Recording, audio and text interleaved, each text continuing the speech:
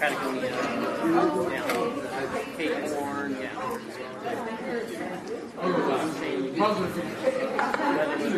it's summertime down there. I know so many people there who have done it. Oh, that's great. Now back here. Let's call this meeting to order. Now that Councilor Ramirez has arrived, 6 p.m. Hello, everyone. 6 p.m. on March 2nd. Roll call, please. Councilmember Bracco. Here. Councilmember Klein. Here. Councilmember Fugazzi. Here. Councilmember Hilton. Here. Councilmember Marks. Here. Councilmember Ramirez. Here. Mayor Bozo. Here. Item 1.3, City Clerk's report on posting of the agenda, please. Thank you, Mayor. This agenda was posted on Monday, February 23rd at 4:37 p.m. Okay, today's invocation will be led by Councilmember Klein, and then there's no invocation today. Excuse me. Pledge allegiance to the flag of the United States of America and to the republic for which it stands, one nation, under God, indivisible, with liberty and justice for all.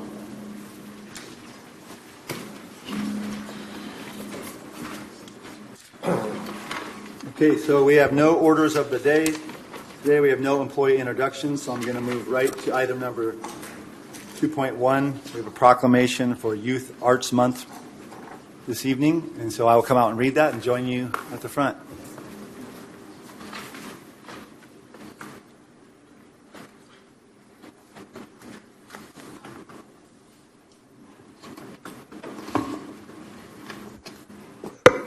Okay, Sonia, thank you very much for being here this evening. I'll read this, and then I'll let you say a few words, and then we'll take a picture with the rest of us. Great, thanks. Okay.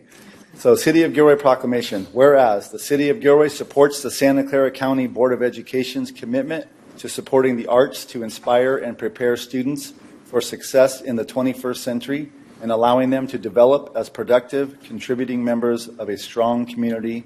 And whereas March is recognized as Youth Art Month at the national level by the National Association for Music Education, the National Art Education Association, the National Dance Education Organization, and the Educational Theater Association. And whereas we share the vision of ensuring that students have access to high-quality arts education that is culturally relevant and inclusive in all forms as part of a comprehensive education that sparks curiosity, imagination, creativity, and joy.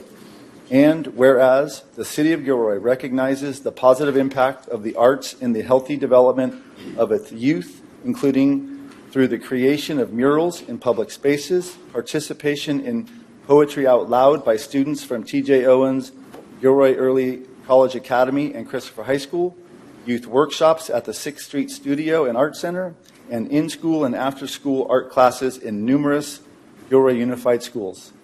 Now, therefore, I, Greg Bozo, Mayor of the City of Gilroy, on the second day of March 2026, along with my colleagues on the City Council, do hereby proclaim the month of March 2026 as Youth Arts Month and encourage youth to express themselves in the arts and to use a variety of arts in classrooms and communities in the City of Gilroy and Santa Clara County. Thank you. Thank you.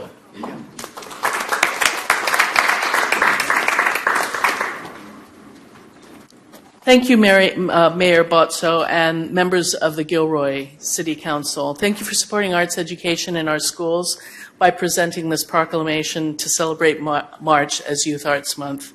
I'm Dr. Sophia Fojas, the Arts Coordinator for the Santa Clara County Office of Education. I lead Artspiration, which is the SCCOE's arts initiative at the Santa Clara County Office of Education. And I also partner with SV Creates, I know a great partner of Gilroy, around the Arts Ed Connect grant. This month, we have two events that are free. At RAFT on March 7th, we are having our first ever Arts Education Resource Fair, and it's open to the public. We do have, RAFT is also having their open shopping day, so it's going to be very busy there. And that will take place this Saturday. from 9 to 1. And we're also hosting at the Mexican Heritage Plaza Theater on March 20th, starting at 6 o'clock, which is a Friday, the free fourth annual Mariachi and Ballet Folklorico Vivo Mariachi Showcase. So we really look forward to hosting this for our students and our communities.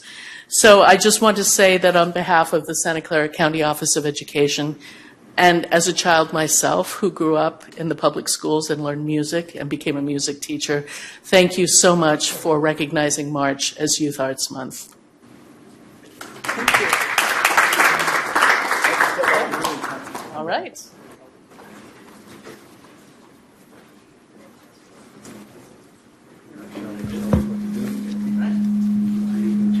Yes, I did.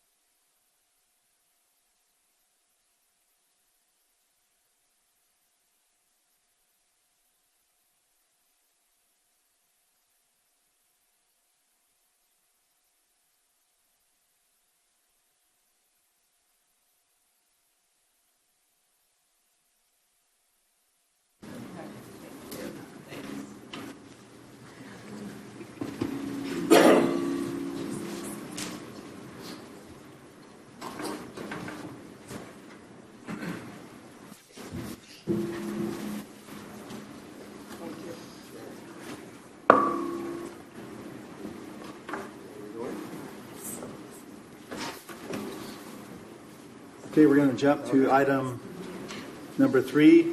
This is presentations to council. So this is public comment by members of the public on items not on the agenda but within the subject matter jurisdiction of the city council. Thank you. I have 4 speakers. I'll call up Jess Moreno, then Cindy Nunez, Ron Kirkish, and then Greg Felios, please. Thank you.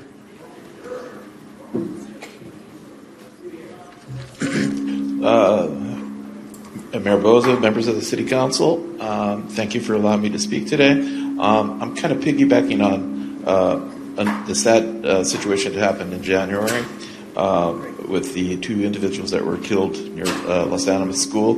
I've lived on 10th Street for over 40 years, and I have approached the city 3 times. This is the 3rd presentation I've done since 1976. I've met with Mary Gage, Velasco, and Blackley. I've done petitions.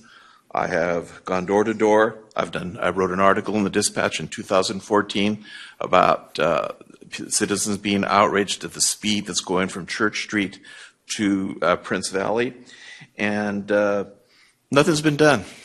Nothing has been done. I have met with different officials from the City Council over the years. The past 3 years, I've had a chance to talk to Councilman Hilton, who's told me in 2023 that I won't get changes on 10th Street. I met with him. I talked with him briefly in 2025 in November. They were both at the Ofrenda festival, and he told me this past year that it's not only City Council, but it's also the community. So the community's crying out for changes. You know, I live on 10th Street, and I see the traffic flying by in there, and nothing is happening. A year and a half ago, Mr. Bjarke was out there. He was the interim city director here. He talked with us, and when we were done with our conversation, he tried walking one of my neighbors across the street, and he almost got run over. Okay, and so I'm very well aware of arterial roads. I met with Mr. Heap a couple of years ago when he was here, and I think he was one of the individuals that helped develop the plan. So I'm familiar with that stuff, and I know there's 4 arterial roads. But we have to ask ourselves, what's more important, an arterial road or public safety? And, you know, we have neighbors there that are the eyes and ears, and we see that stuff. We see people flying by there. Maybe not so much during the school hours, but that's constant. And the only thing that was ever happened was Mayor Blankley was able to get some changes right off of the street, off of 10th and Church. But she approached me one day at church at St. Mary's and told me point blank, that's not going to solve the problem on 10th Street. So I'm asking the city to really, you know, put forth some effort, because what's going to end up happening is somebody's going to get killed out there. The last thing I'll say, about 2 years ago, there was an accident on Rosanna at 10th Street. Okay, it was in the evening, and 3-car accident. I sent an email to Mayor Blankley, and what really got me and my 2 daughters, there was a child crying, and a parent got out of it. What the hell is wrong with you? I have an 8-month-old child here. But the question is, when I wrote that article for the Dispatch, is anybody listening on the city council? The answer was no. Is anybody listening now? I doubt it, but there needs to be some changes. There have to be changes on that 10th Street. So thank you for you taking the time to listen to me. Thank you, Jess. Next is Cindy.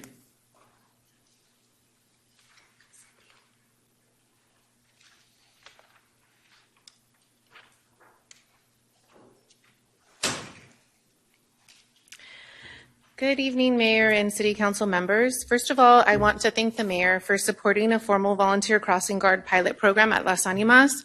I'm ready to help, however, and I'm just looking for the next steps and hearing what is next to be done. Also, until signage is added, I will continue serving as a crossing guard for my neighbors at the corner where the accident took place. Now, I understand the city is conducting a safety study, and we're waiting on the study to be completed before requested enhanced pedestrian safety measures are acted upon. However, in the interim, we are requesting at minimum a visible school warning sign to be added on Charles Lux before Lopez, specifically on the approach from 10th Street. Currently, there is no signage warning drivers that they're approaching a school zone, and this stretches within 500 feet of the school. The California UTCD Part 7 recommends school warning signs be placed within 500 feet of schools, and Vehicle Code 22358.4 makes it very clear that reduced school speeds must be posted to be enforceable. Installing a compliant sign now aligns with these standards and does not require waiting for a study. So answer me this: why do we need a study to tell us to add a school zone sign? 2 lives were lost. Their deaths should not be in vain. Let's honor Andy and Stacia, not only with remembrance, but by action. Prevention is always easier than regret, and we have the opportunity to be responsible and act now. Thank you so much for your time. Thank you, Cindy. Next is Ron. Good evening, Mayor, Council, and community. As you are aware now, there's been a lot of issues going on with the flock cameras in our county, different cities.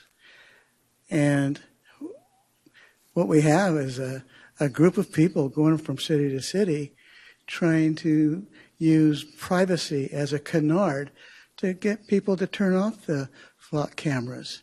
These cameras are very important for our police department to keep us safe. They help solve issues very timely, like auto theft, kidnapping, murder. We had a murder about a year ago, so that was solved when we found that a flock camera from Morgan Hill caught the guy, and we caught him very quickly. He was actually in Sacramento, and the murder happened right in South Valley Junior High School. Pedophiles and rapists. These are the kind of crimes are very important to solve timely, but these people, I don't know if it's their intention, but they want to protect these criminals by forcing us not to use these cameras. So again, I say what it is the public safety issue is a canard, and in truth, they're trying to reduce these criminals from getting caught using these cameras. That's my take. Thank you. Thank you, Ron. Greg is next.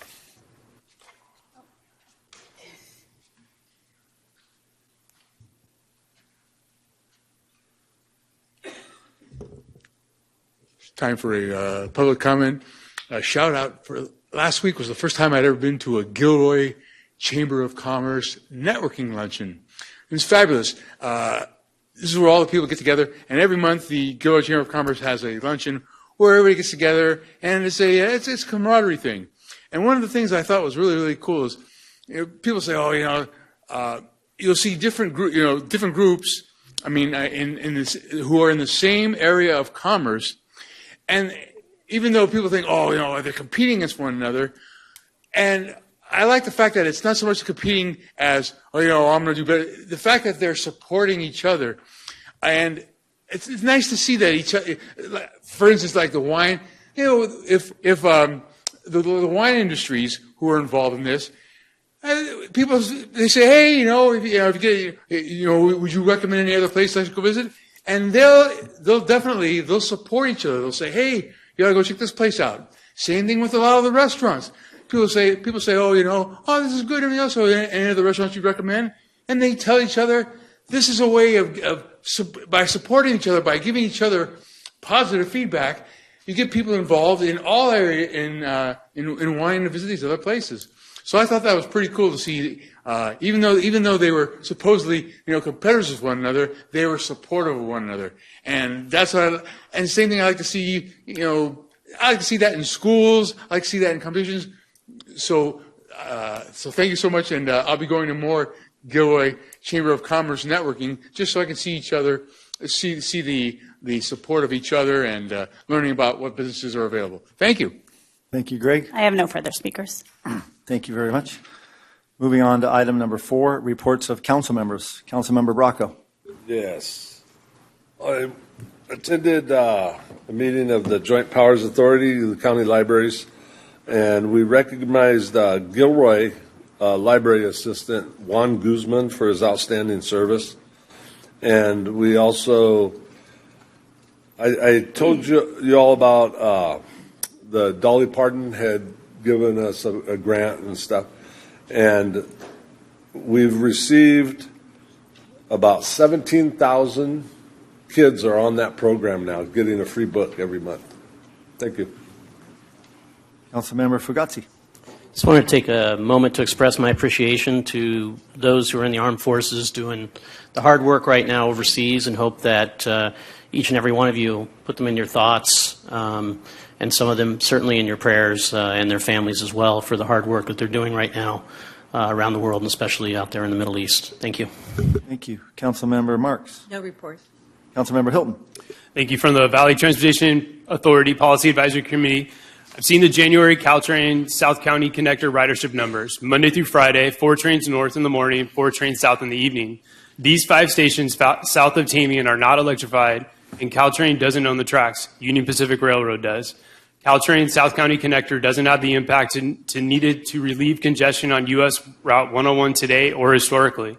It's not fiscally responsible to fund Caltrain South County Connector at $15 million per year for 405 riders, Monday through Friday, when they aren't serving the current travel patterns, and while VTA is facing a fiscally constrained fiscal year 26 and 27 transit operating budget. Caltrain is heading into a deficit for fiscal year 27 that can only be solved by them taking a state loan. Although VTA staff has stated that they will not cut frequent daily Gilroy VTA bus service in order to keep Caltrain service, I remain concerned that Caltrain staff will try to pursue this. The total standing room capacity of the 4 trains that make up the service has a capacity of 1,900 riders and 96 bikes. In 2023, the Caltrain's average annual daily traffic at Cochrane in Morgan Hill was 142,000 vehicles per day. We continue to talk about this at our South County VTA agenda preparation meetings and VTA staff and Caltrain staff.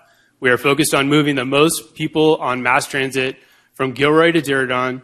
We track and budget the ridership cost from both agencies, and we've been comparing them for a long time. When ridership is low, services get cut. That is a given.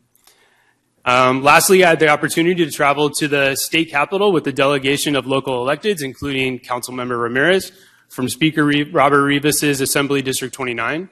We were greeted and provided a briefing by Speaker Rivas along with several Assembly members on the work they are doing this year. We received updates on the work that is being done from chairs of the Housing Committee, Human Services Committee, and Transportation Committee. After lunch and a tour of the Assembly chambers, we received a budget update from Jason Cisney, who is the Speaker's policy lead on the budget. Thank you to the speaker's staff who made this possible and who took care of us. Also, save the date on March 27th, 5:30 to 7:30 at Brownell Middle School. GUSD, City of Gilroy, South County Youth Task Force, and many other partners will be hosting an e-bike and traffic safety community forum with Q&A, free dinner, and more. So look for that flyer coming out soon. Thank you. Thank you very much. Councilmember Ramirez. So in addition to going to the state capitol, several of us attended the State of the Valley put on by the Silicon Valley Joint, my mind just went blank. Joint Ventures. Joint Ventures, thank you. And we learned basically there was a study done and data was provided. And the good news is that we have an incredible amount of wealth in this valley. The bad news is only a very small percentage of the population has that wealth, and there is a very large discrepancy in the wealth that is distributed, and those are the challenges that we up here have to face and deal with. So, I look forward to joining my colleagues up here and rolling up our sleeves and seeing what we can do. Thank you. Councilmember Klein. No report. Okay, so my report from Gilroy Gardens Board of Directors. Last week, the Gilroy Gardens Board of Directors approved for staff to spend up to $1 million on different maintenance priorities throughout the park. These projects will reflect state-regulated safety measures, aesthetic measures that are related to guest satisfaction, and income and revenue-producing projects. The idea is that the Gilroy Gardens staff will start spending about $500,000 to get halfway through the year, and they would like to reevaluate throughout the year to see how the income is going for this fiscal year, and at that point they'll decide if they would like to spend another $500,000.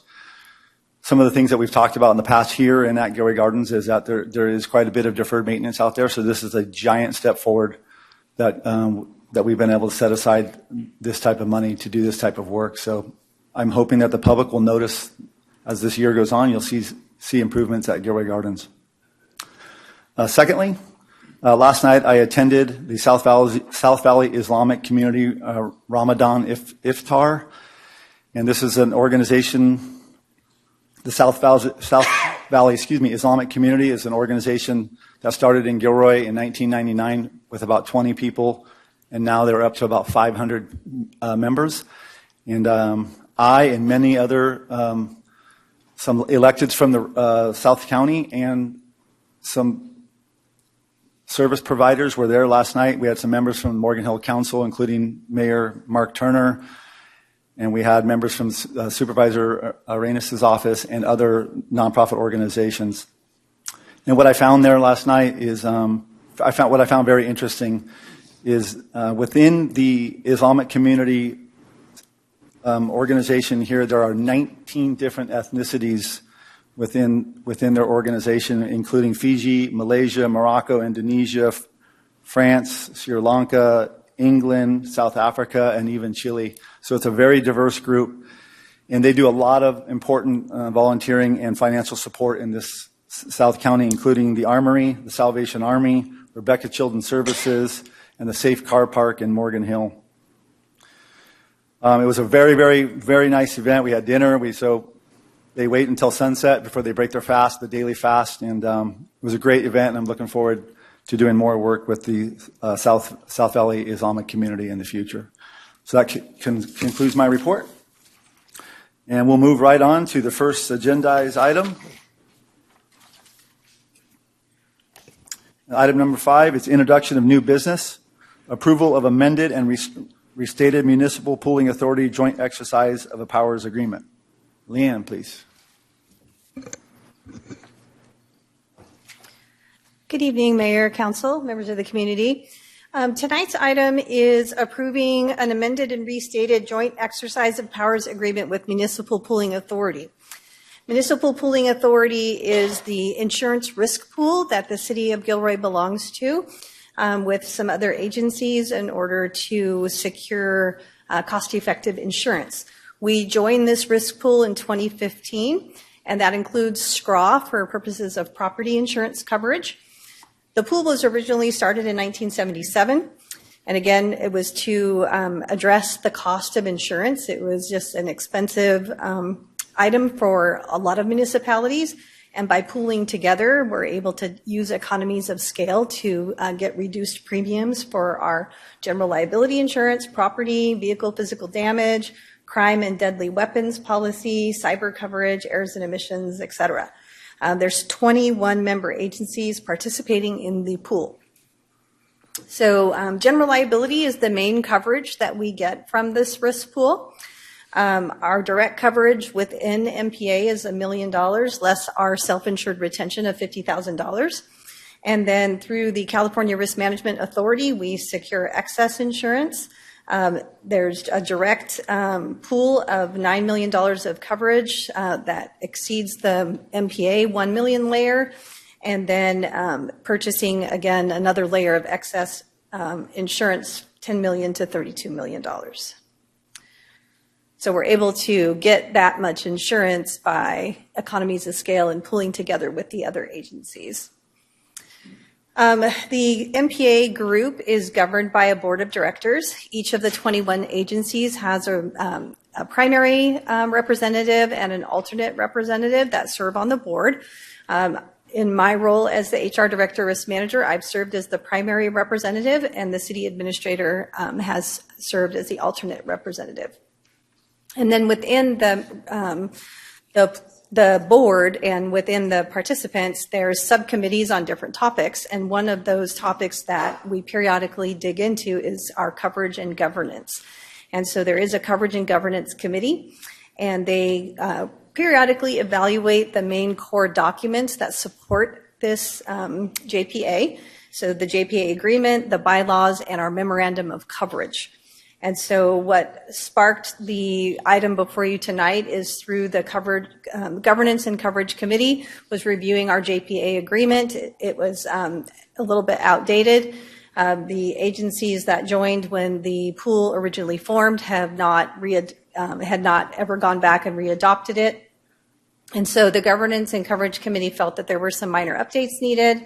Also, our legal counsel for the pool also felt that there was some updates that were needed to the document. So it was reviewed by the committee, then reviewed at the board level, and then it was pushed out to each of the 21 member agencies to conduct their own internal review. So here in Gilroy, this was reviewed in the city administrator's office. It was also reviewed by Andy Faber, our city attorney, and then I also conducted a review of the documents. And then following the initial review by agencies, it went back to the board with feedback that was provided by each of the participating agencies, and then reached sort of a final place, sort of a final draft that was adopted by the board. The board said, okay, we've given all the feedback that we have to give on this, and so now we are ready to proceed forward. And so the next step is for each agency that's a member of the Municipal Pooling Authority JPA is to adopt the agreement by resolution. So that's the action item for you tonight. The main edits to the JPA agreement include confirming the establishment of the JPA and the government code sections that give rise to that, including language specifying limitations on JPA powers as recommended by CAJAPA. CAJAPA is the accrediting agency that reviews risk pools such as MPA and makes sure that the pool is in compliance with all these different regulations that we need to have in order to be a provider of insurance for municipalities. And we want to be CAJAPA certified. That's an important thing that an agency should look at when if you're looking to change what JPA you belong to, it would be a plus if your risk pool is CAJAPA certified. Clarifying member agency responsibilities, clarifying the obligations of member agencies when an agency may withdraw from the pool or if there was ever an expulsion. And then they just updated the formatting and ensured that consistent terminology was used throughout the document. So this, like I said, was reviewed by the Gilroy City Attorney and myself. Andy even spoke with the MPA attorney to clarify a few certain points. Gilroy was one of the agencies that asked a lot of questions about this and wanted to make sure we understood exactly what was changing and what we were going to be approving. So now we're at a place where each of the agencies are taking this to their city councils. All 21 agencies are doing that. About half have done it so far, and the other half are finishing up this month. And so the action before you tonight is to adopt a resolution approving the amended and restated Municipal Pooling Authority Joint Exercise of Powers Agreement, and that's providing us with property, public liability, and other insurance coverages. So I'm happy to answer any questions that you might have. If there's any questions on the items that were changed. In your packet, there was a more detailed staff report. There was a clean version of the JPA agreement, as well as a red line version that showed you the changes that were being made. So happy to answer any questions. I think it's pretty straightforward. Looks like we have no questions. Any public comment? I have no speakers. Okay, I'll go ahead and entertain a motion. Second. Okay, I have a motion by Councilmember Bracco and a second by Councilmember Ramirez to adopt a resolution approving the amended and restated Municipal Pool Authority Joint Exercise of Powers Agreement for providing property, public liability, and other insurance coverages. Roll call, please. Councilmember Bracco? Yes. Councilmember Klein? Yes. Councilmember Fugazi? Yes. Councilmember Hilton? Aye. Councilmember Marks? Yes. Councilmember Ramirez? Yes. Mayor Bozo? Yes. Motion passes 7-0.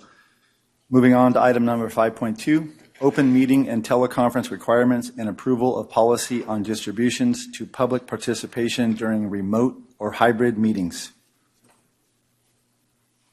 Kim will be going first. All right.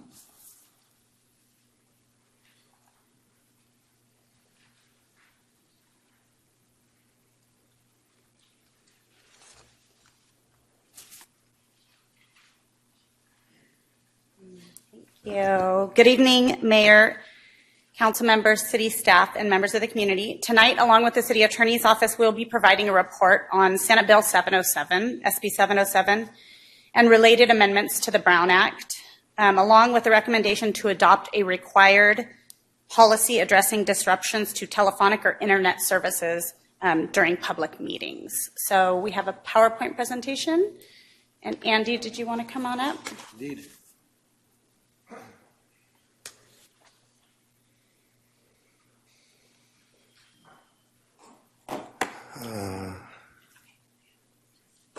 Okay. I can just do it here. Thanks. Leanne said the last item was straightforward. This one is, if you try to read it, anything but straightforward.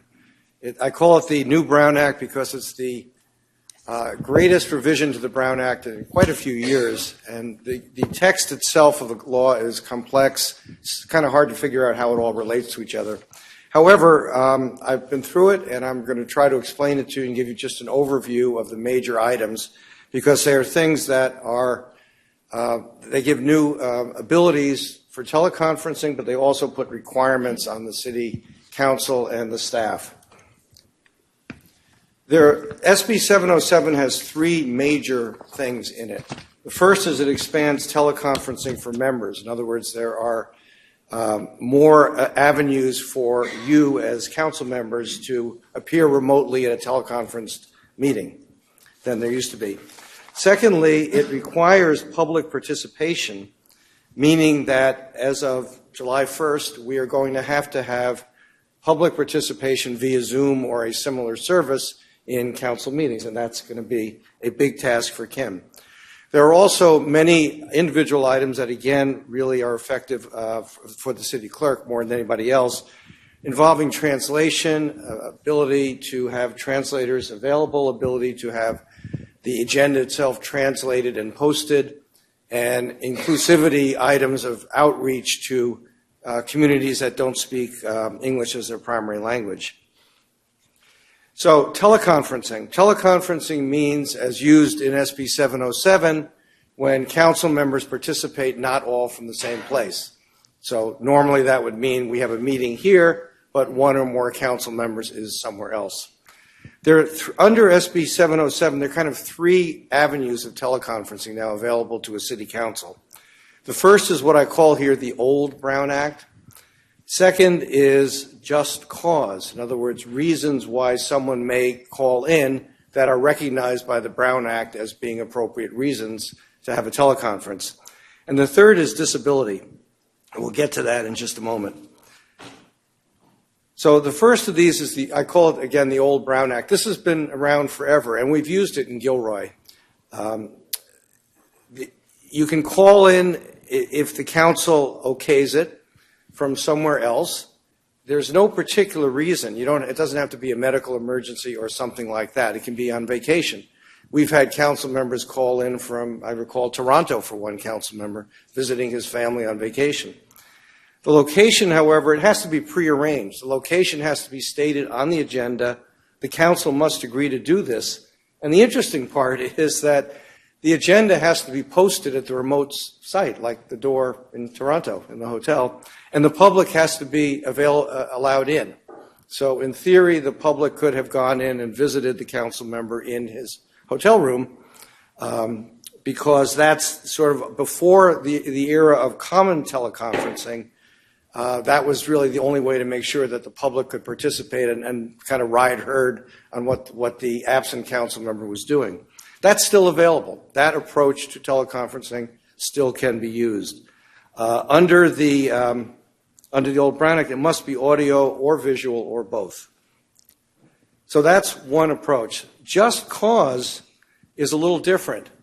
The concept of just cause came about in AB 2449, which was a COVID era. I say era, but I mean a few years ago, 2022. A bill introduced passed by the legislature, and it allowed certain causes to be considered just causes, such that the person who could establish a just cause was allowed to participate remotely. There are limits. SB 707 takes that concept and repeals it, but expands it at the same time. There are limits. So a member of a council like this can use this just cause no more than 5 times a year. They must use audio and visual technology. The quorum still has to be here at the meeting place, so only a smaller number can do it. And the reasons, if they're non-medical, must be stated in the minutes. Now, the question is, what is just cause? Now there's a list. There's a defined list that's in the statute, including child or family caregiving, and they've expanded that. That existed before, and now it's been expanded to cover a variety of relationships, including grandparents and grandchildren, both. Contagious illness, official travel, that doesn't include vacations. So just cause is not a vacation, but travel on behalf of this city or another public entity. Physical or family mental emergencies, et cetera. Actually, I shouldn't say et cetera, because there's one that's very interesting. It's in quotes here. A need related to a physical or mental condition that is not a disability. This is unclear, but interesting. There have been city councils where council members couldn't stand the sight of each other, or felt intimidated by one or another, or felt anxious. And I don't want to suggest thoughts here, but because this is less than a disability, this would include anxiety, I would think, and various other kinds of issues. So we don't know how that's going to be fleshed out, but that's what the statute actually says. Andy, question? Yeah, go ahead. Official travel, other business travel would be included in that or not? No. So no, not just only official, official travel, meaning official city business. City business or another public entity business, but not vacation, not business travel. Okay, disability. This is interesting because there had been an Attorney General opinion that said an essential job function of being a council member was attending meetings. So there was the Attorney General opinion said that if a council member for some reason could not attend meetings, then that council member could not be a council member. You could not make a reasonable accommodation to essentially call in remotely. SB 707 reverses that. So now, in fact, disability is required as assuming the city would make a reasonable accommodation as the employer. And this is a kind of complication, but presumably I think the state is essentially telling us that assuming the person is sort of mentally okay, then in fact a reasonable accommodation would be allowing remote participation. This must be done. In other words, this is not an optional thing for the council. If someone requests a disability, they have to deal with it. There's no limit on the number of times per year. The reasons don't have to be disclosed.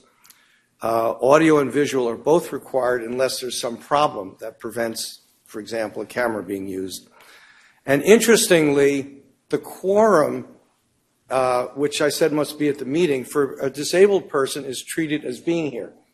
So actually, it's as though the disabled person were at the meeting, and so they do not detract from the quorum at the physical location. So this is new. Okay, requirements for all teleconferencing, and this is where Kim is going to have to get involved and plan how. Do you want to talk about this a little bit? Sure. Okay. So when you're teleconferencing, I know we do roll call votes here anyhow. If you do have a quorum present and everyone's here, you could always say, all in favor, aye. We perform roll call, but it must be done if there's anybody that's teleconferencing in. You have to disclose the presence of anyone that's over the age of 18 in the room. You must use audio visual unless a disability prevents it. And the quorum must be at the meeting site, unless it's a disability teleconferencer, which is treated as part of the quorum. Okay, thank you. So this all relates to teleconferencing for you. The really interesting part, and this is the part that is going to put some stress on the staff, I believe, is the remote public participation, which now is going to be required as of July 1st of this year. And that requires that council meetings have two-way audio-visual or telephonic, and I believe you're planning audio-visual, communication for members of the public. You must allow public comment remotely with the same time as people would have here. And this brings us to kind of the threshold thing tonight. The council must adopt a disruption policy. I'm not talking about, at the moment, behavioral disruption. I'm talking about internet disruption. So that's the policy that actually is in front of you, which is a variant of one that was recommended by the City Clerks Association. But in essence, what it says is that if the internet goes out, then immediately the open session has to be halted. And it cannot be resumed until at least an hour has passed or the connection has been restored, whichever occurs first.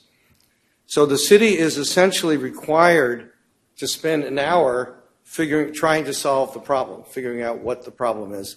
This may have staffing requirements also, because the question is who will do this and how will it be done. During this portion, the city, if there are closed sessions on the agenda, the council could meet in closed session, but not an open session, because the open session requires that the public participation be available. So assuming if it's not fixed, then the council has two choices. Either essentially you can adjourn the meeting, or you can make a finding on the record that good faith efforts were made to restore service and the public interest in resuming the meeting outweighs the public interest in the remote participation. So you can continue with the public meeting if you make that finding. Let me go back for a second. Yeah. So just out of curiosity, I didn't see it anywhere in the packet, but if there's a disruption and we wait a few minutes and nothing happens, we can decide, okay, let's go into closed session on this one item that we have just, to save time later in the evening. And we start our closed session and within a few moments it comes back on. Is there anything that says you must then immediately stop the closed session, or can you finish the closed session? No, there's nothing that says you must stop the closed session. So my interpretation is you can continue, finish that item of business, then resume the open session. Yeah, assuming it's fixed, of course. Andy, can you go back one slide? No. Which one? The one where it says there. Sorry, the or, yeah. Okay, or the good faith efforts and public interest outweighs who, and the determination is made by how? By a vote of council, or? Yes, majority vote of the council. Okay. Yeah, right. Okay. All right. There is also a little bit in this new law about disruptive behavior. And you recall that there is presently the ability to expel someone if they, and I quoted the statute again, actually disrupt, disturb, impede, or render infeasible the orderly conduct of the meeting. A person must first be warned unless there is what the statute calls a true threat of force, in which case the city can take action without warning. Similarly, you are allowed to cut off remote participants. In other words, Zoom bombers, people who get on. And I guess Kim is going to have the button for that. Is that correct? Correct. Okay. In theory, you have to warn the Zoom bomber too. We have a little more control. And I believe that under your policy, the public will not be participating visually. Is that correct? Correct. I mean, in other words, you won't see them. Correct. Okay. So they will not have the ability to share their screen or be shown on camera. It will be using Zoom webinar, so they will only be able to be in remote. And if we do have a disruption, the mayor will warn them. And if they continue, he'll give me the cut them off. And as you know, as we've discussed once before, I don't think we've ever had to do it here, though. It is possible, if people are so disruptive, to actually clear the room and then resume the meeting. You have to let the press back in, and typically people who are not disruptive, if they're isolated by groups, and you can tell. There's an interesting case that came out of Berkeley a couple of months ago where the city council did that. They cleared the room, and then they resumed in another room in City Hall. So it'd be like resuming in the administrative conference room or something like that. And the court said you can't do that because that's not an announced meeting site on the agenda. So it was improper. And this actually got litigated, believe it or not. But the court did determine that it was improper to go to another room, even though it was, I don't think anyone was lost or anything. But nonetheless, so you can come back into the council chambers if necessary. So I'm going to turn it over to Kim here. This is sort of a slide that summarizes some of the things that she as the clerk is going to have to worry about in terms of outreach and translations. Thank you, Andy. So part of the requirement is that we will have to have our agendas, not the full packet, but the agenda, translated in all applicable languages for Gilroy. So all applicable languages is 20% of your population that speaks another language or speaks English less than very well. So for us, it would be Spanish. So we will be required to be translating all of our agendas into Spanish. We're also required to provide outreach to different groups, posting the agendas and translations, including a publicly accessible posting board. So we will have to have an additional posting board out that is accessible and open to the public. If they want to translate our agenda in any language, they can, and they can post it outside. The city is not responsible for the content, and we will be monitoring that posting board. It has to be, we have to have an accessible public web page with instructions on how to access and participate in the meetings. So with that translation, just making sure that that's on both agendas. And we must allow non-disruptive live translation and accommodate for space, time, and use of equipment. So if somebody does request translation, we have to provide it. And we do have our Wordly currently now, which does meet the requirement for SB 707, but this does have us reaching out to a kind of a broader community. Okay, well, I think that concludes our presentation. We're happy to answer questions. There's a lot more in this law that we haven't covered yet, but those are the main points. Councilmember Brockwell will go first. Andy, does the state legislator, do they hold themselves to this? Are they going to go by it? That is a very naive question. No, it does not apply to state legislature. What I find, as usual, anything they do, they leave it pretty vague so the attorneys can come in and pick it apart and sue everybody. Right? I mean, it says something, but it doesn't say much. Yeah, I would say actually in this case, it's almost the opposite of vague. It's hyper-detailed, but in ways that are not always consistent from section to section. The net result may be the same, though. Any other questions? Okay. We have some public Then I guess we take public comment, and then the action item would be to adopt the policy. You got it. I have one other question for staff, Greg. Yeah, sure, go ahead. do we have any anticipated analysis on the cost associated with enabling all of this? And are there other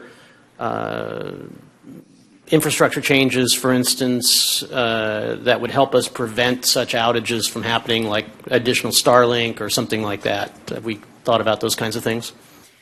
I can't speak for the infrastructure, but as far as the costs, we do have to upgrade our equipment to allow for the Zoom. So that's on order right now. That's about $6,000, a one-time cost. And then we'll have our subscription for the Zoom webinars, which we estimate at $3,800 per year. It's going to be less than that. That was just a rough estimate that I had put in. Okay, thank you. On the infrastructure side, we are working on, so we have a fiber feed coming from the north with Verizon / whoever bought Frontier. I think you've just bought Verizon. We're looking at a redundant line that would head south with a different company, so we'd have that redundancy there. So different fiber, different trench, all of those redundancies. Any other questions for staff? Okay, we'll go to public comment. One speaker, Mr. Ron. Okay, take it away, Ron. You have 3 minutes. Thanks again, Mayor. Andy, did I hear you say that one of the things that the council can do or the city clerk can do is block conversations from other locations? Mayor, through the council, through the mayor, we can block disruptive behavior that could be preventing the meeting from going forward in an orderly fashion. We cannot, under this law, just block somebody because they're from some other state, for example, or there are people in New York who want to come. I thought I heard you say something like that, but I guess I was wrong. All right, thank you. Yeah. Thank you, Ron. Any other public comment? I have no further speakers. Okay. Any other comments or questions for staff? Okay, I'll entertain a motion. Receive a report on updates regarding Senate Bill 707, SB 707, amending the Ralph M. Brown Act, and adopt the city policy on disruptions of telephonic or internet service during public meetings in compliance with Senate Bill 707. A motion. I have a motion by Councilmember Klein. Second. And a second by Councilmember Ramirez. Roll call, please. Councilmember Bracco? Sure. Councilmember Klein? Yes. Councilmember Fugazzi? Yes. Councilmember Hilton? Aye. Councilmember Marks? Yes. Councilmember Ramirez? Yes. Mayor Bozo? Yes. Motion passes 7-0. Moving on to item number 6, City Administrator Report. Thank you, Mayor. Just a couple things to report today. I met last week with LAFCO and then participated today in LAFCO's selection process for a study to do a wastewater and regular potable water supply study that they do countywide. This will look at the various service providers and make recommendations ultimately for potential different service delivery models, including consolidations, something that LAFCO does across services. But more importantly, I think it's important for us to be connected to LAFCO, and was glad to be able to provide that service with them. Secondly, with respect to Los Animas School, we are in contract with our engineering study. The consultant will be out over the next 10 days or so on site doing their studies. We also were able to take advantage of the police department's drones to fly and hold sort of a steady traffic pattern at AM and PM pickup times, so we have a great visual of what vehicles and pedestrian traffic looks like from right above the school, which is something that most traffic consultants don't get in their analyses. So it's, I think, a great opportunity to add another layer of data into the analysis. So we're excited about that. And then finally, I asked the Public Works Director last week to take a look at speed limits around schools to see if there's anything proactive we can do there, taking advantage of current and ever-evolving state laws. And that concludes my report. Thank you, Matt. Item number 7, City Attorney's Report. I have no report, but we do have a city attorney closed session. Shall I? Okay, please do. Item 8.1, conference with legal counsel, existing litigation, Gilroy versus Superior Court, Law Foundation of Silicon Valley versus Superior Court. Respondent is the City of Gilroy, the real party in interest. Cal Supreme Court case numbers S282937 and S282950, filed January 22, 2020. So we should first take public comment, then I will advise you legally to go into closed session, and then we'll take a vote on whether to do that. So is there any public comment? I have no speakers. All right, in that case, I advise you as the city attorney that to discuss this matter in open session would inevitably prejudice the position of the city, and therefore advise that we go into closed session. We can do a thumbs up, thumbs down vote. Yep. Okay. All right. The vote is unanimous to go into closed session, so we will now adjourn to closed session. Adjourn to closed session. Thank you.